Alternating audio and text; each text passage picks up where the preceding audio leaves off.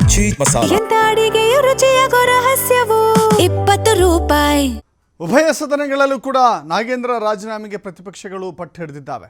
ವಿಧಾನಸಭೆ ಮತ್ತು ವಿಧಾನ ಪರಿಷತ್ತಿನಲ್ಲಿ ಹಾಡು ಹೇಳುವುದರ ಮೂಲಕ ಪ್ರತಿಭಟನೆಯನ್ನು ಮುಂದುವರಿಸಿದ್ದಾರೆ. ಸದನದ ಹೊರಗೆ ಸದನದ ಒಳಗೆ ಬಿಜೆಪಿ ಭಾರೀ ತೀವ್ರ ಹೋರಾಟವನ್ನು ರೂಪಿಸ್ತಾ ಇದೆ. ವಾಲ್ಮೀಕಿ ಹಗರಣದ ಆರೋಪಿಯಾಗಿರುವಂಥ ಬಿ ನಾಗೇಂದ್ರ ಸಚಿವ ಸ್ಥಾನದಿಂದ ರಾಜೀನಾಮೆ ಕೊಡಬೇಕು, ಸಚಿವ ಸಂಪುಟದಿಂದ ಸರ್ಕಾರ ಅವರನ್ನು ಕೈ ಬಿಡಬೇಕು, ಇಲ್ಲವಾದರೆ ಹೋರಾಟ ನಿರಂತರ ಅಂತ ಹೇಳಿ ಬಿಜೆಪಿ ಹೋರಾಟವನ್ನು ರೂಪಿಸಿದೆ. ಅದಕ್ಕೆ JDS ಕೂಡ ಸಾಥ್ ಕೊಟ್ಟಿದೆ. ಒಂದು ಕಡೆ ಫ್ರೀಡಂ ಪಾರ್ಕ್ನಲ್ಲಿ ಹೋರಾಟ, ವಿಧಾನಸೌಧ ಮುತ್ತಿಗೆಗೆ ಪ್ರಯತ್ನ, ಈಗ ಸದನದ ಒಳಗೆ ಕಲಾಪಕ್ಕೆ ಅಡ್ಡಿಪಡಿಸಿ ಹೋರಾಟ, ಸದನದ ಬಾವಿಗೆ ಇಳಿದು ಹೋರಾಟವನ್ನು ಮಾಡ್ತಾ ಇದ್ದಾರೆ. ವಿಧಾನಸಭೆ ಮತ್ತು ವಿಧಾನ ಪರಿಷತ್ನಲ್ಲಿ ಗದ್ದಲದ ಮಧ್ಯೆಯೇ ಕಲಾಪ ಮುಂದುವರಿತಾ ಇದೆ.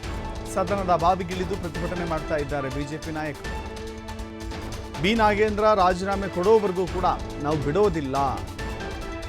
ಬಿಜೆಪಿ ನಾಯಕರು ಪಟ್ಟು ಹಿಡಿದಿದ್ದಾರೆ. ಬಟ್ ಕಾಂಗ್ರೆಸ್ ನಾಯಕರು ಪ್ರಮುಖ ಕಟಿ ನಿಂತಿದ್ದಾರೆ. ಕಾಂಗ್ರೆಸ್ನ ನಾಯಕರು ಸಮರ್ಥನೆ ಮಾಡಿಕೊಡ್ತಾ ಇದ್ದಾರೆ.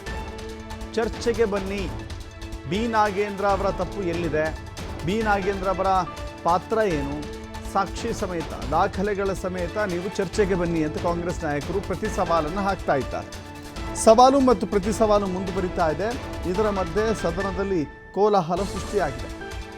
ಬಿಜೆಪಿ ಮತ್ತು ಕಾಂಗ್ರೆಸ್ ಸದಸ್ಯರ ನಡುವೆ ಬಹಳ ಕೋಲಾಹಲಕ್ಕೆ ಸಾಕ್ಷಿಯಾಗಿದೆ. ಉಭಯ ಕಲಾಪಗಳಲ್ಲಿ ಮೇಲ್ಮನೆಯಲ್ಲೂ ಕೂಡ ಅಷ್ಟೇ, ಕೆಳಮನೆಯಲ್ಲೂ ಕೂಡ ಅಷ್ಟೇ.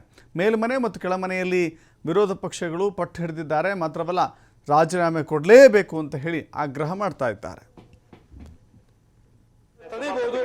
ಸದನದಿಂದ ಹೊರಗೆ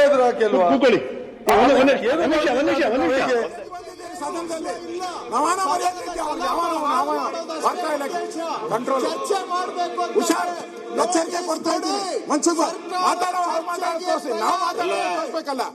ನಾವು ಮಾತಾಡೋದು